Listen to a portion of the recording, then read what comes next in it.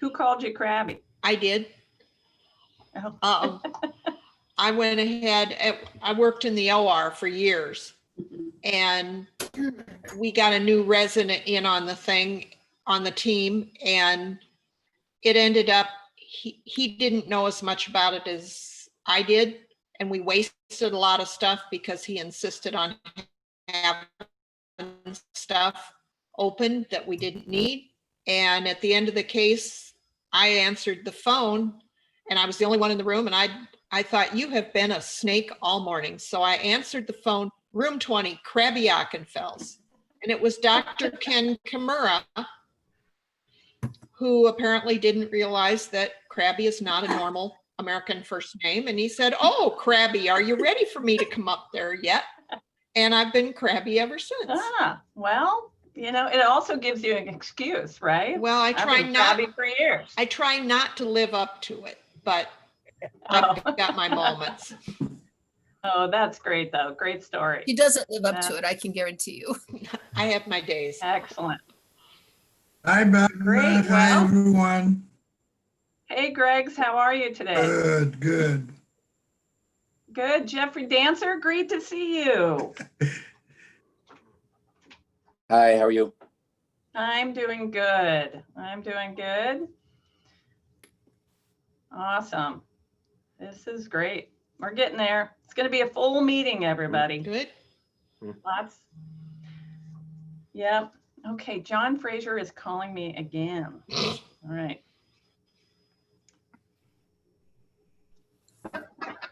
How are things up in Cedar Rapids, Heather? Doing pretty well. I'm actually down in Iowa City right now at the house, so which is nice to get away since I have two kids that are at least part-time schooling from home. Gotcha. Yeah, it's an adventure. Perfect. Is the house back open again? Do you have families staying there? Yeah. Yeah, we've been accepting families for several months now. I think we ramped back up, and I want to say August. We're only at 50% capacity. That's part of our opening plan. And it's probably going to be another month before we can stay healthy, and we're just doing the best we can. That's good. That's good. So I see that we have one of our visitors here, Tagba. Would you like to turn on your camera or your microphone and say hello? See if we'll get him to register. He reached out to me today, interested in joining our club. So always happy to have new people interested. Great. Great. And everybody make sure you go into that chat and sign in. That would be wonderful. Hi, Baba. Hello, how are you? I'm good. How are you guys doing? We are doing well. Great. And is that you, Tagba, that I'm hearing? Yes, that's Tagba. Okay, so you're calling in, and then have you zoomed in as well? I see both a phone and that. Got it. Great. Yeah. Excellent. Because I don't have the microphone with my desktop. That's why. Got it. Okay. Well, we're happy to have you join our meeting today. So, and thank you for already going into the chat and introducing yourself. So, Thank you for giving me. Pardon me? I said thank you for giving me that opportunity as well. Gotcha. Good. Well, we're happy to have you here. So, gotcha. All right. Numbers are getting up. That's great. Good to see you. I see some of the people who are going to make announcements today. John Fraser, Linda Farkas, Kelly Staub, Eric Weiler. We have great news. All kinds of announcements, all about all the good work that our club is doing.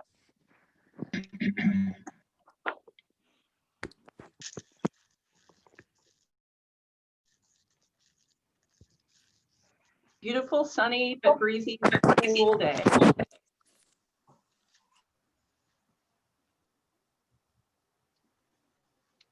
It looks like the Midwest duo is calling in from the conference room.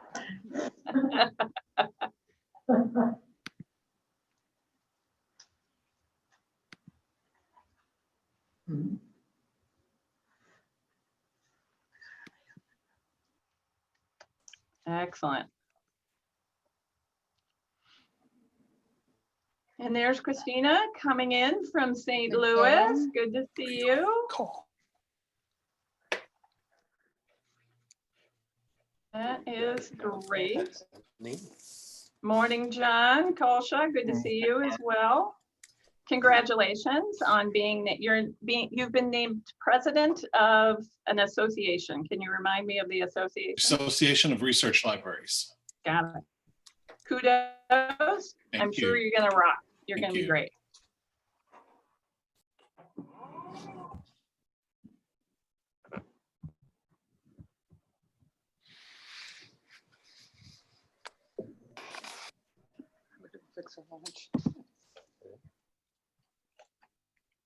It needs to be plugged in.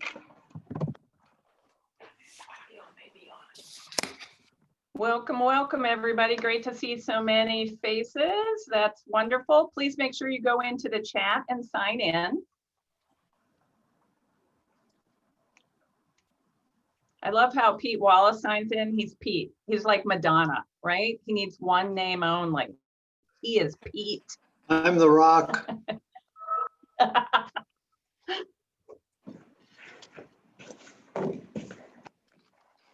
Barb, we've got so many people here. Should we split up into smaller rooms for a little bit? We've still got a while before the meeting starts. We do. We could do it for maybe just a few minutes. How many do you want to do? Do you have the ability or is it just me? I think it's just you today. Okay, so what if we did maybe 6 rooms? And then, so what we're going to do is we're going to go into Zoom rooms. You can go, you will have to click and you're going to go into a room and you're going to be able to have a small group conversation. If you don't want to do that, you don't have to click and go into the room. Okay, so, but this gives you the opportunity to have an experience like being at a table at a Rotary meeting. And so we're going to give you just a few minutes to do this, maybe about 5, talk about the weather, talk about whatever you like, and then we'll pull you back. All right. Here we go.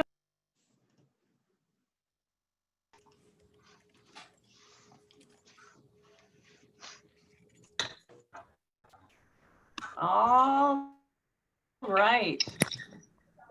It looks like everybody is back. I encourage you to, we're going to get the meetings formally started. So if you are able to, I encourage you to stand and join me in the Pledge of Allegiance.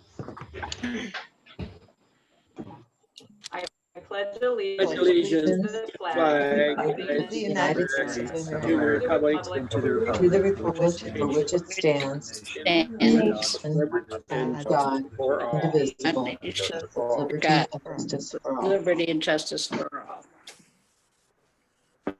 All right, thank you all. You may want to mute your microphones if you are able to. Before we get started with today's meeting, I do want to share with you and ask that you join me in remembrance of Carolyn Gross. So if I could just share a few words with you. Carolyn married John Gross, who is a member of our Iowa City Noon Rotary Club, on August 23rd in 1969, and she passed away this past Sunday at the age of 74. Carolyn and John owned and operated Technographics in downtown Iowa City, Cedar Rapids, and Dubuque for over 31 years before retiring in 2008. While in business, Carolyn served as a community leader with the Chamber of Commerce, ICAD, president of her regional professional association, as an officer and director of Shelter House, and a scout leader. She was a founding member of Potluck Insurgency, believing in the importance of political activism, and she has been very involved as a member, and I do believe as a former president of one of the Iowa City area clubs. She enjoyed travel, family dinners, refreshments with friends in her garden, reading, camping, and sometimes even canoeing with her grandchildren. A fine partner and companion for 51 years and loved by everyone who knew her. She is survived by her husband, John, a member of our club, and their children, their 2 grandchildren, her mother, and her siblings. Family services will be held, and a celebration of her life will be held at a later date. In lieu of flowers, memorials may be sent to the Shelter House Foundation. And if you'd like to share any online condolences, you can do so through the Lensing website. So please join me, if you will, for just a moment of silence in memory of Carolyn Gross.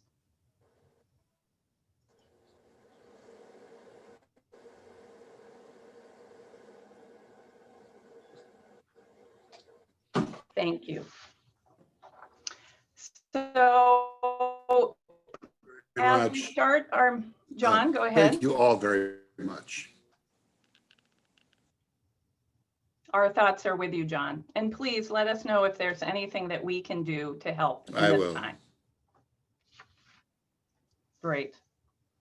So as we move into our meeting, I'm going to turn this over to Devin and ask him for a few Zoom tips, if he can give them to us. Devin? Yeah, thanks, President Barb. You all know the drill. If you're a little newer to Zoom, I'll keep it brief. The most important thing you can do is check out your view. It should be in the top right if you're on a computer. Otherwise, poke around at the buttons if you're on some sort of mobile device. And the second most important button is the mute button. And I think all of you had that one figured out. So just make sure that if you got background noise, to keep that on. Otherwise, I will hunt you down and mute you ruthlessly. But going back to the view, you can switch between gallery view and see a bunch of people, your fellow Rotarians, or you can see the speaker. I recommend the speaker for once somebody's talking for an extended length of time. And then if you're in gallery view, scroll through and look at all the smiling faces of your fellow Rotarians. Last thing I'll say is that on the participants tab, there's an option to raise your hand, and that's really useful when it comes to the program or during announcements, or if you have a guest or you're a visitor, you can raise your hand and then we'll know how to call on people in order. Back to you, President Barb. Thanks, everybody. Great. Thank you, Devin. And so now it's time for those introductions.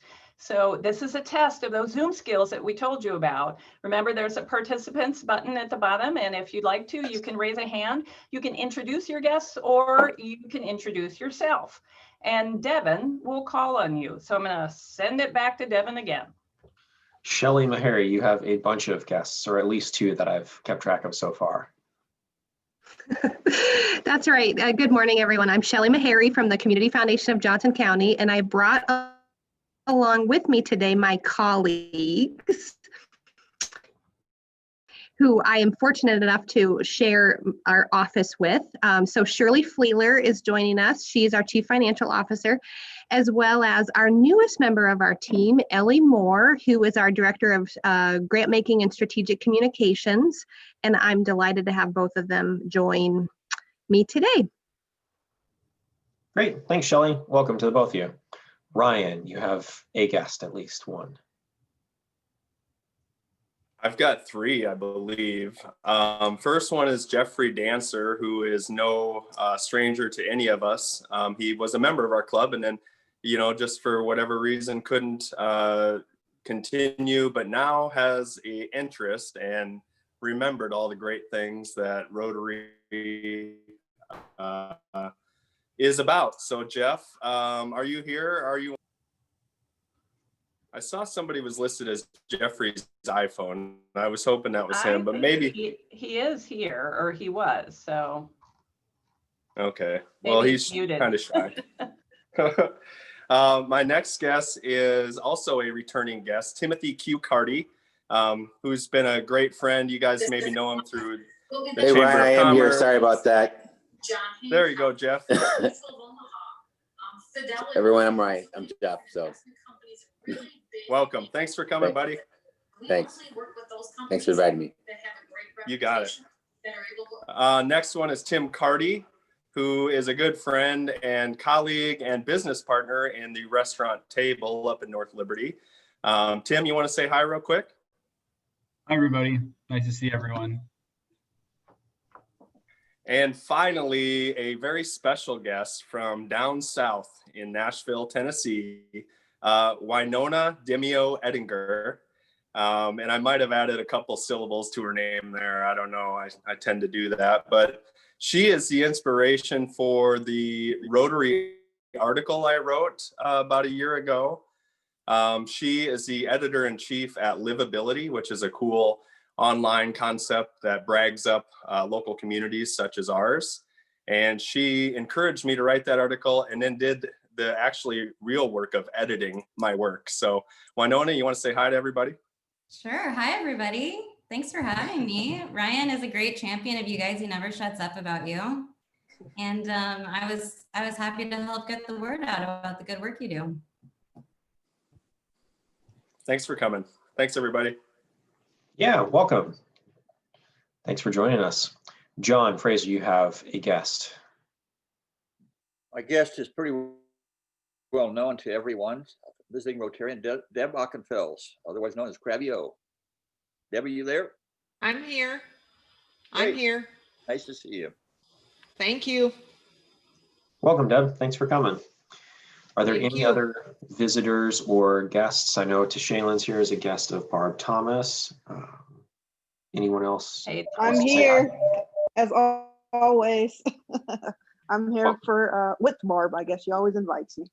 that's great. Good to see you, Tashalin. Yep.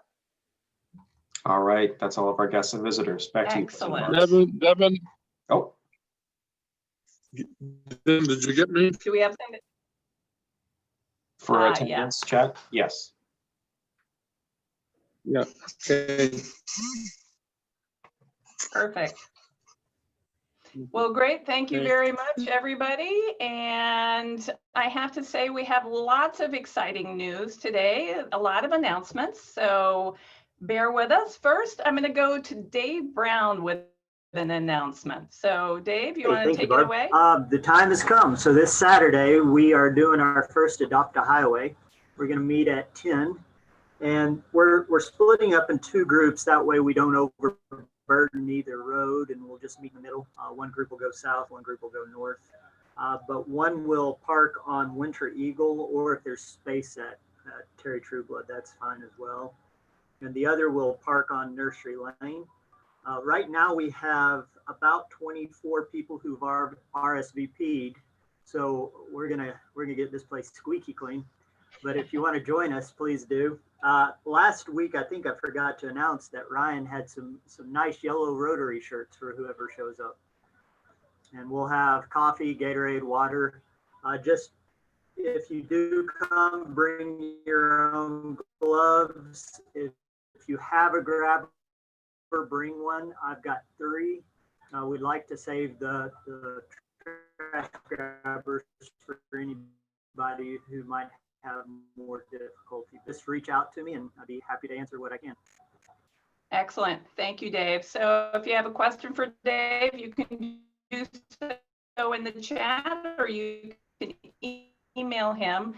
I believe his email is david-c-brown@uiowa.edu. Right. Good to see Am I you, right? because there's another couple Dave Browns around. Yeah, believe me, I know. I have that same problem. So excellent. Thanks for coordinating, Dave. Truly appreciate it. Next, I'm going to go to Eric Wheeler, and we have some great announcement from the club. Eric? Great. Thank you, President Barb. It's great to see everybody. What a great turnout. We're almost at 80 people today, which is wonderful. As Barb mentioned, I've got some great news to share. I think we'd all agree this has been the most unusual year with COVID, the derecho, and all the unrest. In our Rotary Club, thinking about our motto, service above self, we were really looking for ways to give back to our community.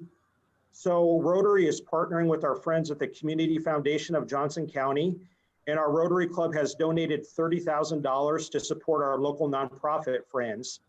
And I'd like to take a second, I'd like to introduce our Rotary Grant chairs, Tracy Tridel and Chris Atkinson, to talk about the process and what we did with the grant. So I'd like to start with Tracy if she's on the call.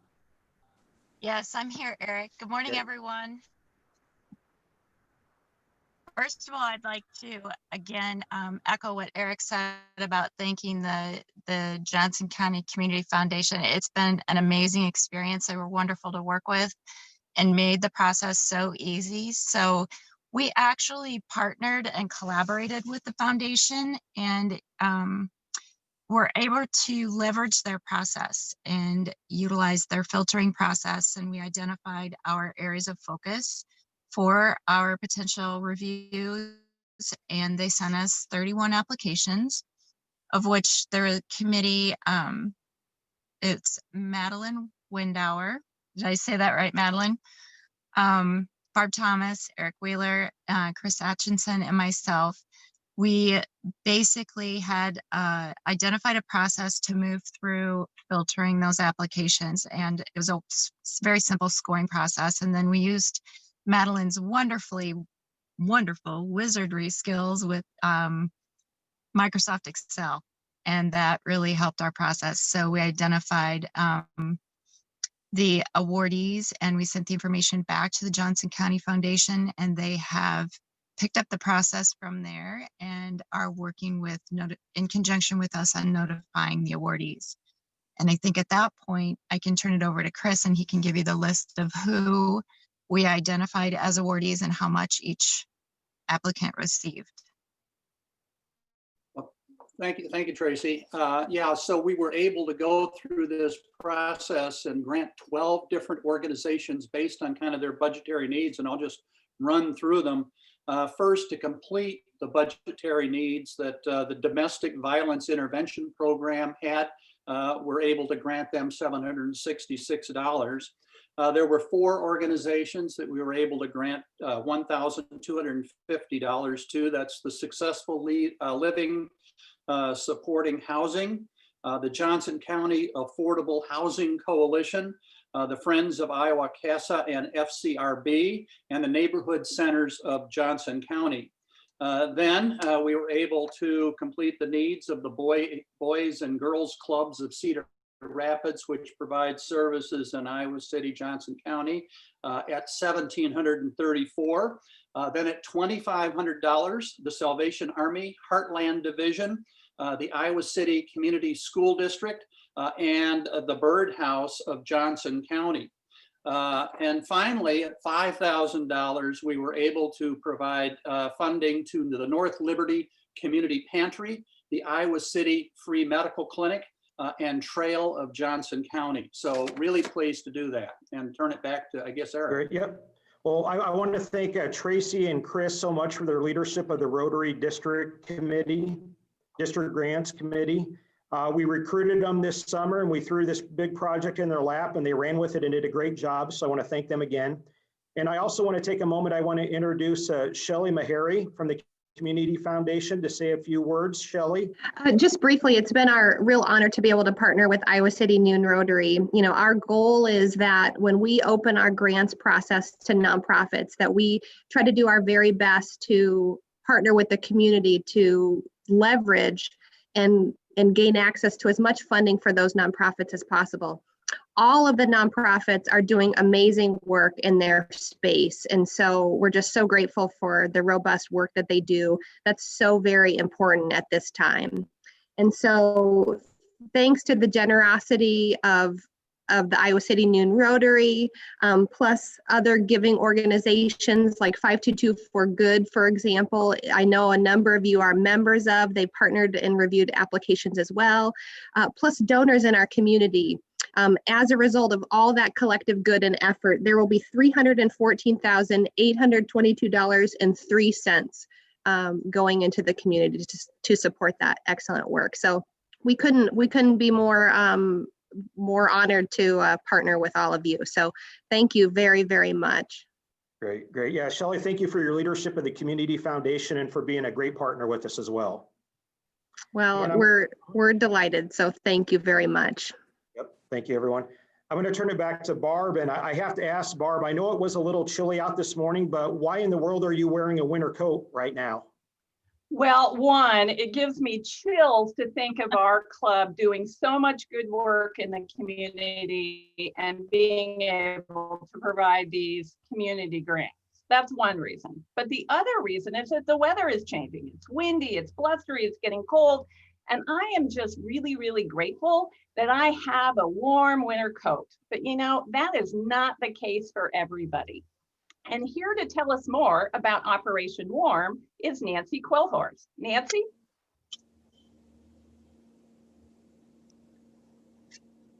Okay, is Nancy on the call? Let's see. Sorry, Nancy? here I am.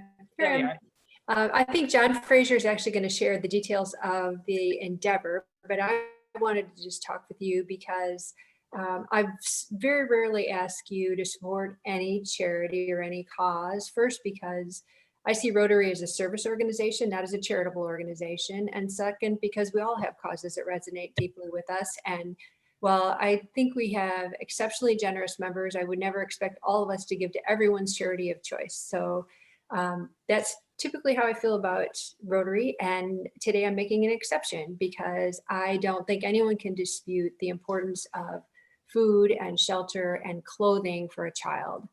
And COVID related job loss it means that there's more need than ever for children to have warm clothing. And so I have my credit card ready and John will share the details, but I hope you'll consider a gift too. Great, John? Thank you, Nancy. And hopefully we have a slide that will be coming up that talks of we are sponsoring Operation Warm. We've done this for a number of years, as have a number of Rotary clubs around the country. More than 1 in 5 children, even in Iowa City, Iowa, are living below the poverty zone and don't, as Barb pointed out, have a choice of choosing which coat they're going to wear. They don't have a coat. And you combine that with the fact that we're bumping into the intersection of the flu season and spiking COVID, and it's just a really great time. We want to keep this simple. So the club has a portal and has a fundraising URL, and you see it on the slide on the bottom. Barb's going to click on that URL, and when it opens up, you'll see exactly what you will see should you click on the URL and follow through on this. It gives you an opportunity to donate any amount of money you so choose. It could be $5, it could be $10. It turns out that coats are basically $20 a coat, and our goal for the club is 125 coats, essentially, about $2,500.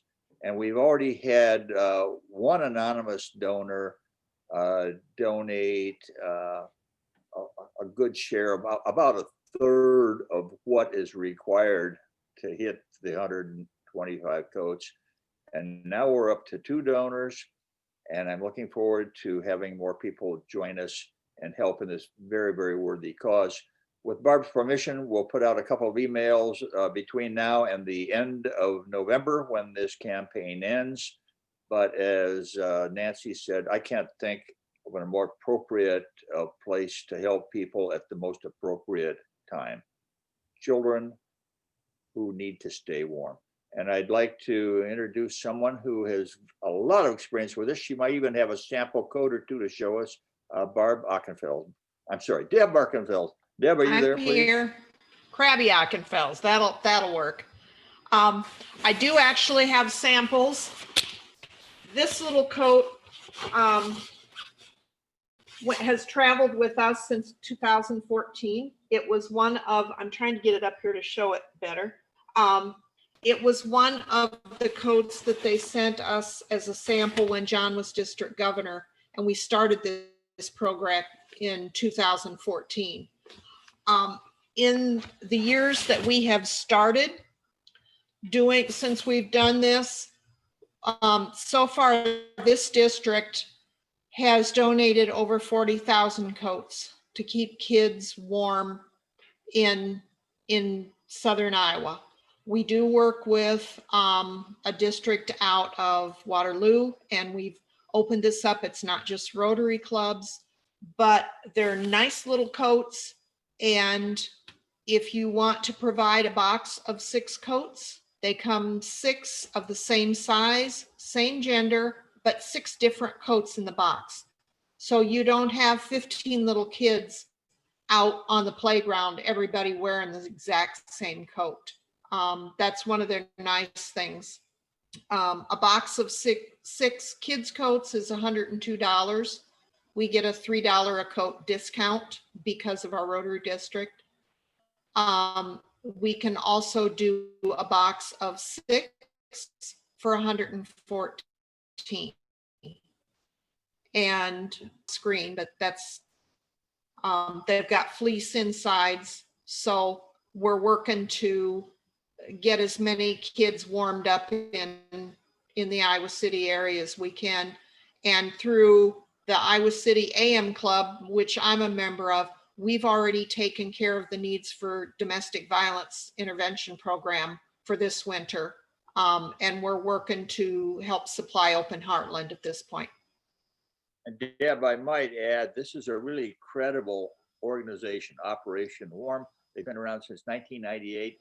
You're talking about 40,000 coats. Operation Warm has provided 3.5 million coats over that 22-year period of time. Yes. I mean, thank you, Deb. I would like to make one comment.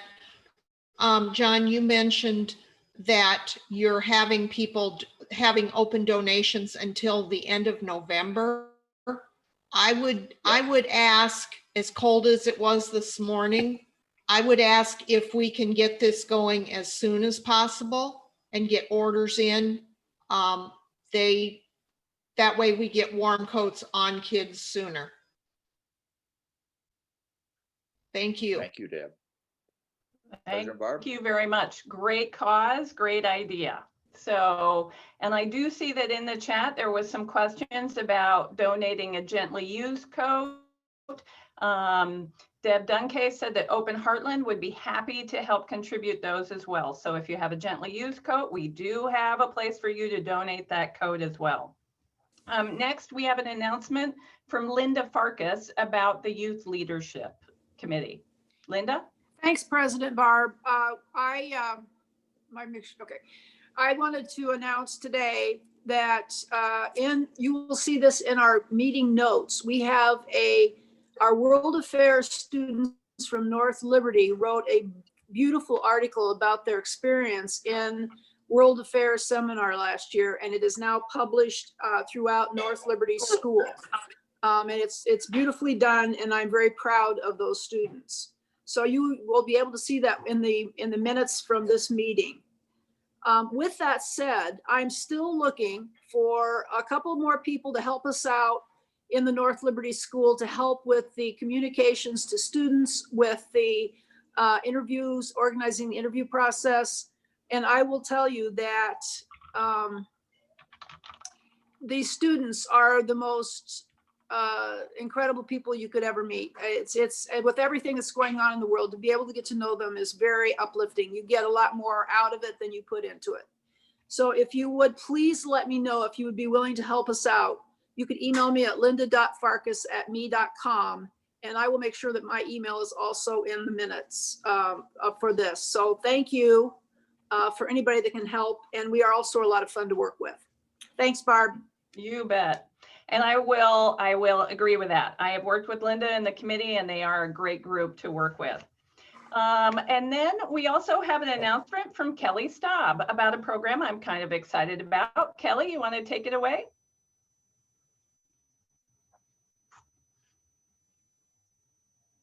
I think Kelly's there.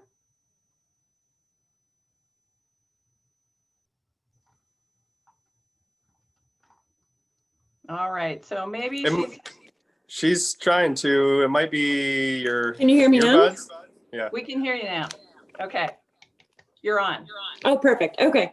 Good afternoon, everyone. Thank you so much. I'm excited to announce that we will be partnering with Maggie's Farm Wood Fire Pizza on October 24th for World Polio Day. So mark your calendars for Saturday, October 24th. That is the day you're going to order pizza from Maggie's Farm Wood Fire Pizza, because they are going to be donating 10% of all proceeds to Rotary International's Polio Plus program. And so that's all proceeds from that day. So tell your family, your friends, spread the word that October 24th is going to be Pizza Day. That is great news. And thank you, Kelly, for your work on this new initiative. So, I mean, it's the perfect day. It's a Saturday. It's the first Hawkeye football game. What do you need with that football game? You need pizza. That is right. And we know exactly where you should order that pizza. So I just wanted to share that. Also, we did get a thank you note from the teachers at Garner Elementary, and they thank us for the I Can Read literacy kits that they received and distributed to their kindergartners. So a thank you to the I Can Read committee from Garner Elementary as well. So when you think about all this, think about all these amazing announcements that were just made, and they all have to do with service above self. They're all amazing programs that our club is doing. And it makes me so proud that in the middle of a pandemic, in the middle of all of this, we are making a difference, right? We are getting coats to kids. We're raising money for polio. We're cleaning up the highway. We're providing youth leadership camps. The list goes on and on and on. And so you should all be proud of the work that this club is doing. And in addition to that, if that inspires you to do something, I want you to reach out to me, share your ideas, or let me know if you yourself think, like, I would love to get involved in some committee, but I don't know how. Reach out, let's get you engaged, because all of us are here because we believe in that Rotary mission, service above self. And so step out of your comfort zone if you need to. We need ideas, we need people, we need your involvement. So with that, I am going to step back and ask that Brianna Wills share with us today her Rotary moment of gratitude and positivity. Brianna?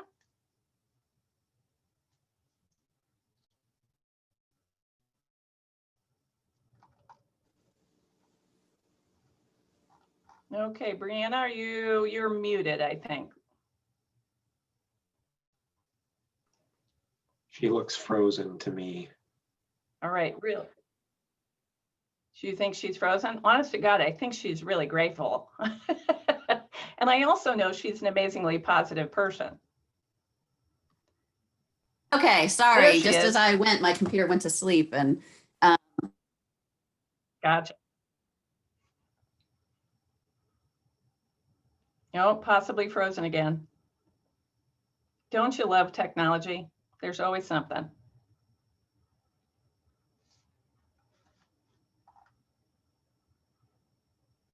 Okay. All right. Well, all right. I think Brianna is still frozen. So what I think we'll try to do is that we'll actually try to come back to Brianna's Rotary moment of positivity and gratitude at the end. So we're going to make sure that we leave some time for her. But in the meantime, I think we should move forward with our program. And so in order to introduce our speaker, I'm going to ask Gary Pasha to step forward and do the introduction. Thank you, President Barb. Our speaker today is Deb Dunkhase. She's known by many as the former executive director of the Iowa Children's Museum, and she is also a fellow Rotarian and a past president of the Iowa City AM Rotary Club. I know Deb best through our combined interest in our District 6000 Iowa Most project. And Deb has taken over this project from me as team leader. And after I invited her to go on a mission, and God bless her, she said she would be happy to be the team leader and has done an excellent job in leadership in that Guatemalan project. Rotary, as has been mentioned more than once today, is about service above self and doing good in the world. Deb epitomizes this. She is going to tell us today about a local project that she has put together And I, again, thank you, Barb, for the opportunity to introduce a friend. And I'd like to turn this over to mi amiga, Deb. Thank you so much, Gary. It's a privilege to be introduced by you. Gary usually makes me cry, so thanks for keeping it short. I'm thrilled to be here with everybody today. And it's interesting that you focus so much on gratitude, because gratitude really is why our Open Heartland project began. So in this community, we are all incredibly blessed to live in Johnson County. We have shelter, and not only is our shelter comfortable, but it brings us happiness because we fill it with all the things that we love and the people that bring us joy. Our shelter isn't wet, it isn't cold, it isn't cramped with too many people. Our shelter is not insect infested, and rain doesn't seep through holes in the roof. We also have food, we have ample food, and we have lots of choice. And if at the end of the day we don't feel like cooking, we can order out or we can go out to a restaurant. We have access to high quality education and outstanding medical services, neither at a cost which is prohibitive to us.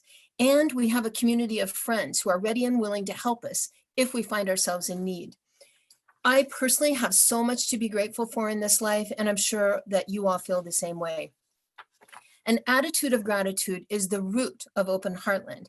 Having spent, as Gary mentioned, I've now been working with the Iowa Most Project in Guatemala for about 6 years. I've had this incredible opportunity to experience what opening your heart to those in need can do to make the world a better place for everybody. I feel really blessed to have had the opportunity to serve others through Rotary. And I told this to Gary when I first started with Iowa Most. I really became a Rotarian through service. Rotary opened my eyes to recognize how service above self is needed, not only internationally, but also right here in our own backyard. So we began Open Heartland. It is a 501c3 nonprofit. It's only been in existence since March 2019. And we started Open Heartland to serve the people of Johnson County. I had just retired from the Children's Museum, and I really missed being with kids. And so we started this nonprofit really just to help get to build relationships within the community. We know that there are tremendous disparities among the families that live in Johnson County. Life isn't fair or beneficial to everybody. Our mission for Open Heartland is to celebrate the richness and strength of our diverse community by fostering inclusivity, building relationships, and reaffirming our shared humanity. And these are the people in bold who serve on our very small board of directors: Elizabeth Bernal, Teresa Burns, myself, and Laura Westemeyer. And then we have lots and lots of people from the community involved in all the decision-making that goes on at Open Heartland. So you might be asking yourself, you know that there are lots of nonprofits in this community. Actually, over 1,300 existing nonprofits are operating in Johnson County. So why in the world would we need one more nonprofit? Well, here's why. Johnson County is a vibrant community filled with over 150,000 individuals. We are in a period of growth. We've grown 15% in the last 10 years. 20% of our local county population are under 18 years of age. That's 30,000 kids. And approximately 23% of our community members represent non-white races and ethnicities, with 11% foreign born. 14% of our households speak a language other than English at home. 16% of all families live in poverty. So at Open Heartland, we began asking ourselves, are these kids and their families welcomed into our community? Are they included in community activities and events? Strengthen our community with their skill. Vision has to do with our imagination. We imagine a community free from racism, where community and difference are celebrated, and where neighbors talk to each other, share ideas, and get involved in their neighborhoods, where residents of all classes and backgrounds feel that they have a voice and that they're reflected in the political, institutional, and societal structure of their community. We imagine a community where everyone can have access to affordable housing, to childcare, healthcare, and other services, where income security is adequate to live on, and where no one needs to go hungry or live on the street. That's what we imagine in Johnson County. And we know it takes a village. It can't be done by one organization or one group of people. We also know that families thrive in communities that care. All of the research shows that children who grow up with caring adults and access to resources grow up to be healthier, happier, and more productive adults. I'm sure there's not a person among us today who doesn't want to see every single child growing up in our community thrive and become the caring, critical thinking adults that we need to secure our future as a people and as a planet. This might sound a little, idealistic, but I really believe that the future of our community, of Johnson County, of Iowa, of our country, of our world, it really all depends on how well we raise our children. How well do we provide them with the love they need to feel supported? How well do we provide them with their basic needs of food and shelter? As I said, we know that not every child who grows up in this community thrives. Every day in our community, kids go to bed hungry. They live in cramped mobile homes without enough space in Iowa's cold winter winds and freezing rain. Children live with parents who aren't earning a livable wage, so they go without basic essentials like healthy food, clothing, shoes, books, and soap. So whose problem is it that this exists in Johnson County? When we formed Open Heartland, we ask ourselves this very question. Whose problem is it that not every child who lives here is thriving? Is it the government's fault? Is it the economy? Is it our immigration policy, systemic racism, a broken education system? Is it our basic human nature that some people succeed in life while others don't? At Open Heartland, we decided no matter why these inequities exist, immigrant families in this community are suffering, and we know that we can help. So we took the advice. When I first became ED at the Children's Museum, our good friend Herb Wilson gave me this advice. He said, start by doing what's necessary, then do what's possible, and suddenly you're doing the impossible. And that worked for me at the Iowa Children's Museum. So I have applied the same philosophy to Open Heartland. So we started a year ago just having play dates out in the mobile home communities, starting to build relationships. We started on what's possible. Then the pandemic came. So we started doing what seemed impossible, but became possible. And now, we don't know where the future is going to take us. We do live by 3 core values: never judge another person, follow the golden rule, and give without expectation. In year 1 of Open Heartland, we identified 5 mobile home communities that primarily house undocumented immigrant families who are living on the fringes of our community. And following our POCO, our little by little philosophy, this is where we started to build our relationships. None of the work we have done would ever be possible without this amazing woman, Elizabeth Bernal. She's in the pink shirt at the front of the photo. Elizabeth works part-time as a cultural liaison for the Iowa City School District, and she makes connections. She learns about the families that are most in need of help and support. She knows their stories, and by building relationships through Elizabeth, we are able to actually make a difference in the lives of so many families here locally. This is our philosophy, that none of us, including me, do great things, but we can all do small things with great love, and together we can do something wonderful. So we are guided by Mother Teresa. The play dates that I told you about, super, super fun. We just started trying to get to know the kids and the families. We chose the 5 mobile home communities of Breckenridge, Forest View, Coles, Hilltop, Regency, and Lake Ridge, partnered with Antelope Lending Library, Community Mobile Food Pantry, and the Children's Museum. And last summer, we provided 185 kids with STEM educational activities that really to the kids just looked like play. We had box parties. Then we realized when it was time for the kids to go back to school that the kids didn't have school supplies. And we know that you can go to the principal's office and get a backpack and whatever you need, but we wanted these kids to be really empowered the first day of school and say, I'm ready, I'm going to be super successful in school, and I have everything I need. So we supplied 120 kids with what they needed for back to school. We couldn't have done any of it without our volunteers in Iowa City Downtown Rotary. If you know these guys and their grill, they go everywhere with that grill, and they were super, super helpful to us, serving grilled cheese at all of our events that we had at the mobile home communities.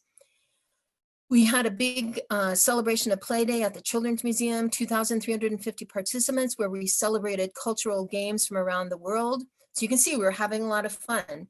As we got to know the families, we learned last winter that the kids didn't have coats and mittens for winter coming in. So we worked with a local donor, and we provided 90 kids from the mobile home communities with coats last summer. We are working on our winter coat drive right now, and the need has increased tremendously. We now have 228 kids that we work with that are in need of winter coats.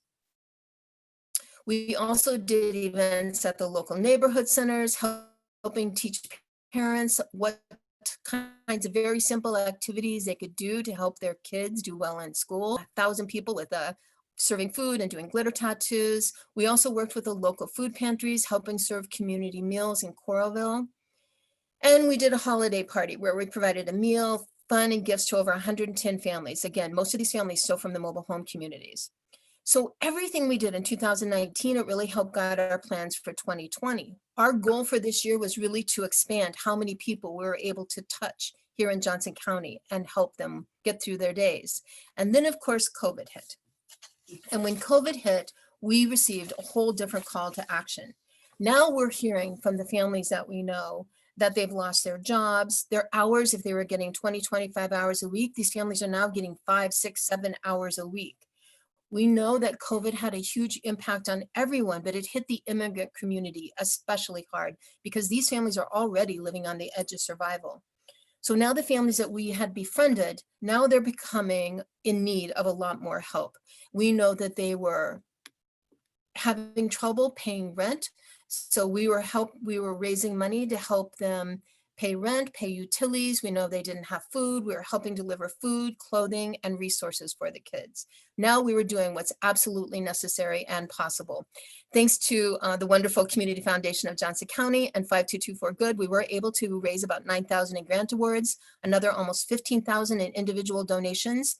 So from the time of March to currently, we've expended just about $24,000. And with that money, we've been able to help 58 individuals stay in their mobile homes by paying rent and utilities. We've got about $1,800 left in that fund to help with that need. We've been able to supply rice, pinto beans, mistake flour, pasta, and toilet paper to families. We're delivering this weekly up until September 1st. And we know that we have amazing community food banks in this community. We also know that the immigrant families often don't know the foods that we eat that are provided in the community banks. So when we ask our families, what is it that you need that we can help you eat, that we can provide for you to eat, these are the things that they ask us for. Huge thanks to Acapulco Bakery. Maria gave us all the food in bulk at cost. And then thanks to the Kirkwood Room, we had a staging area where we were able to repackage all the food before we took it out for delivery. Food bags, we distributed almost 1,400 bags of food since the 1st of March and 282 bags of cleaning supplies, over 1,000 pounds of fresh produce from Johnson County. And we continue to do this. We've got about $400 left in those. Donated this summer, 2,200 ears of sweet corn that we packaged up and delivered to the mobile home communities. They were thrilled. We also delivered clothes, household supplies, toys, and books for the kids. This little beauty got her birthday dress from clothes that were donated to us. So her 5-year birthday was just like wonderful. Kids getting toys and books. 228 kids this fall were provided with backpacks, and numbers went way, way up, I think because of COVID and because we knew more people. We were able to develop more friendships. And so we know these kids. We took them out to the mobile home communities. Of course, nothing we do is ever complete without food. So the Iowa City Downtown Club came back and helped us provide corn dogs when we did our back to school events.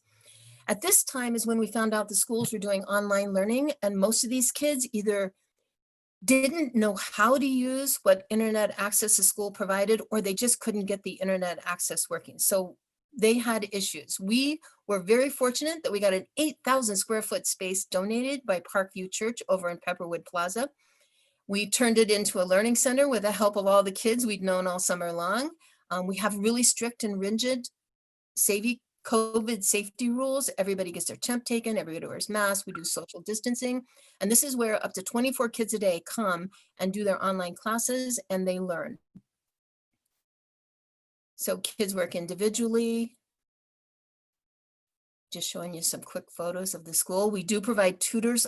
It's really, really difficult if any of you are involved in online learning. So a lot of kids need help. We also teach a really low-key English class for adults, including doing the hokey pokey. We have a special little learning area for the preschool young kids, a little quieter area where they can read, do games. We have lots of learning resources and activities for them to help support what they're doing in their online learning in class. We're really fortunate that we have a little bit of outside space along that beautiful mural in the back of the Parkwood Plaza building that we're able to use. We do yoga with the kids, teach them the alphabet in really unique, fun ways. We've been partnering with the University of Iowa medical students. They've been coming out once about every 2 weeks, doing activities with the kids, helping them learn about the virus. We also have Music Mondays where we Zoom in string instrument performances for our kids. We have a young artist that lives across the street that created an art exhibition for us, all of his creatures. So he wanted to liven up the area that we have. And we do still continue to provide clothes, kitchen items, food, towels, whatever families need, and a little tienda we have in our space.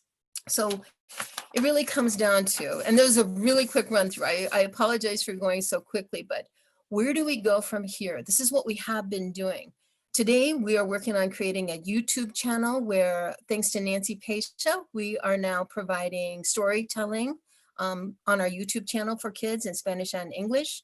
We are working to secure funding to hire 2 part-time positions at our Learning Nest, just about 50 hours a week. Right now, it's totally being run by volunteers. We're launching a really cool literacy program where we're going to collect the stories of the immigrant families that are living in our community, both in video and text.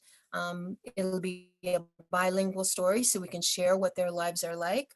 We're in the midst of our winter clothing drive, 228 coats that we need. And we're starting to plan our holiday party where we're asking community members if they'd like to adopt a family and help them have, a better Christmas. So this is what it's about. At the end of every day, we ask ourselves, what can we do as a group, as Open Heartland, to help every little girl, every little boy, every child who's growing up in Johnson County thrive and have the best life that they can have. Open Heartland doesn't have a strategic plan. This space is our strategic plan. And I think I left enough time. If anybody has any questions, we got a couple minutes, and then I think we still have time for Brianna's moment of gratitude story. Great. Is there anybody that has a question for Deb? First, I have to say, Deb, it is amazing what you're doing. Just really, what a wonderful, wonderful effort. So if anybody has a question, if you want to raise your hand in the chat or in the other areas. Madeline, do you have a question? No? Okay. Got it. John Fraser has a question. John?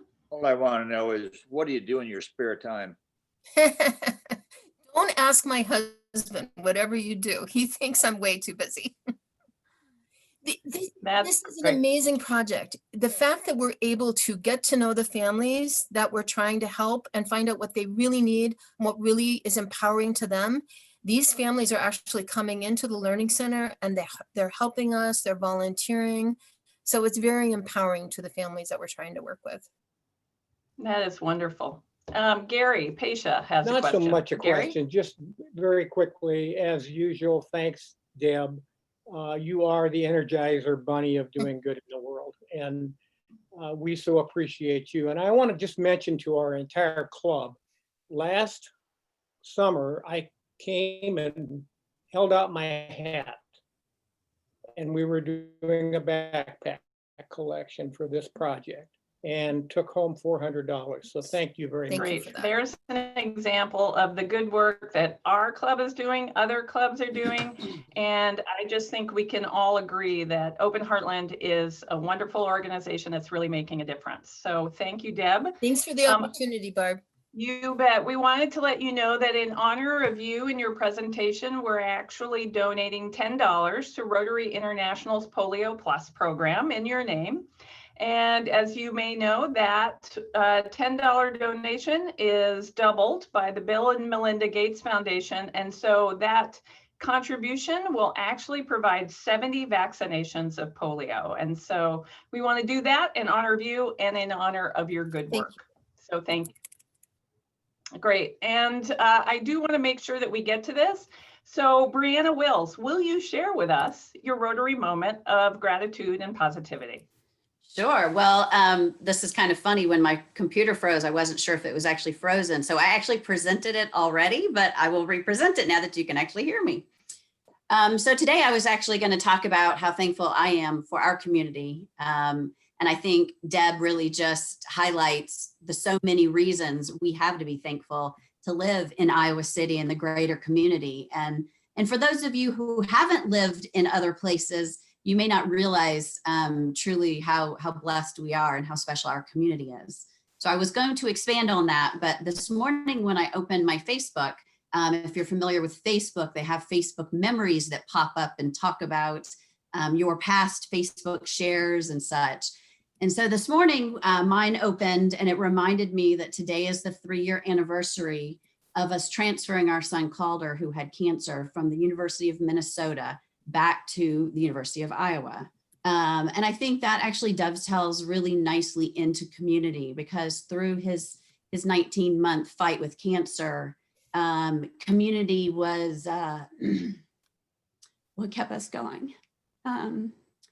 The bigger picture, what I wanted to talk about is the reason Calder lived the additional 19 months, which we originally were not expecting, was because of community, and more particularly through people who chose to donate blood. You may not be familiar if you haven't been treated for cancer yourself or been with someone. When you do chemotherapy, you require lots of blood products commonly. And Calder received more than 30 blood transfusion over his period of treatment. So I think this is something that I want to encourage all of you to do. And really my thankfulness comes from all of those strangers who took the time out of their day and literally gave a piece of themselves for a complete stranger.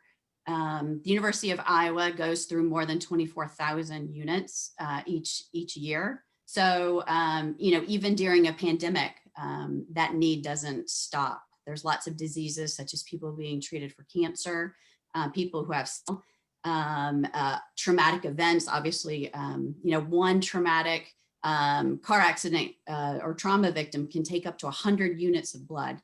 So I just want to say, in the idea of service above self, this is truly something that you can do for your community to make the lives of people in our community, and their health, to really support that in our community. So thank you very much. Those are wonderful comments, Brianna. And I thank you, for delivering them again. I appreciate that. But I am so glad that community has been a help to you, and you are an important part of our community. And I think it's a great reminder. I think, we all do need to think about what we can do. I'm one of those O positive gals. And so I give because I know that I can help. And so I too encourage you all to do what you can. There are ways that you can safely give blood in this time, and it is needed. So thank you for sharing that. Thank you to all of our Rotarians for joining us in today's meeting. Thanks to Deb for the program. Thanks for all those announcements and all those great ways that we are giving back to our community. I appreciate all of you and your service above self. And so with that, our meeting is adjourned, but I do want to ask you to join me in the fourth. Like to, and we'll all say it in a cacaphony together of all of the things that we say, the truth, fair beneficial.